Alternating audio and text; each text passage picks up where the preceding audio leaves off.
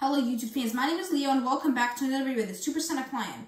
In this video, we're going to be talking about a con man who sold many landmarks in New York City. And before we get any further into this video, I do want to mention that we're getting closer to 100 subs with 58. But you have to help me reach that goal by hitting that subscribe button. And also, if you enjoyed the video, please don't forget to leave a like and a comment. But now let's begin. The phrase, "If you believe that, I have a bridge to sell for you." Some of you may have already heard this phrase, but you could wonder, where did this originate from? Some of you may know, but others not. Now, we'll reveal that. The criminal's name who originated this phrase, and also our topic for the video, is George C. Parker.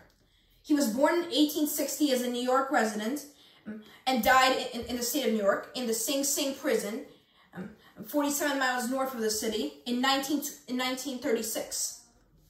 But during the course of his life, which lasted for 76 years or so, then he had done lots of cons. In 1911, he did the most famous of them.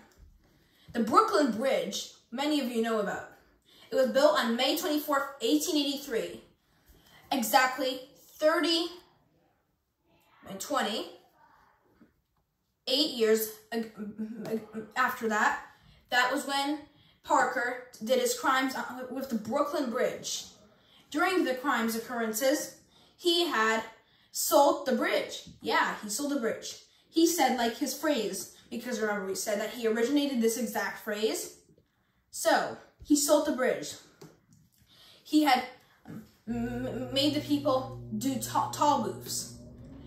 When his victims were doing tall booths, police officers stopped them and suddenly said that they were the victim of a scam. That was exactly right. But what other landmarks did George C. Parker do and sell? The Madison Square Garden, the Metropolitan Museum, and more. But how did he do his scams and make them so successful as he is to earn the title the most successful and talented con man in the world? He earned this title because he used several names to hide his identity, such as James J. O'Brien, etc. Then he continued his crimes, and in 1908, in one conviction, this was 3 years before his Brooklyn Bridge selling, he was convicted and sent to the courthouse. However, he actually escaped the courthouse. He ran out. He had to run for his life, so he wouldn't go to prison. Luckily, he did that. Unfortunately, he was convicted one more time. And then in that case, we don't know what happened, but in the third case, it happened on December 17th, 1928, exactly 17 years after the Brooklyn Bridge selling. His crimes are over. At 68 years of age, he finally resigned from his crimes, as seen in his son. Here, he was sent to prison in a mandatory life. He spent the remaining 8 years incarcerated in the Sing Sing prison, 47 miles north of New York City, where he was born. He spent his life there doing nothing. There was nothing he could do in the maximum security prison.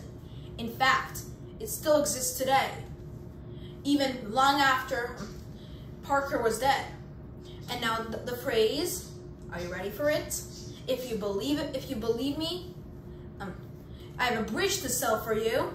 It lives on even after George C. Parker's times, from 1860 to 1936, and all his famous crimes he did, which is famous, or to say, infamous for, and that's what it is, just what it is.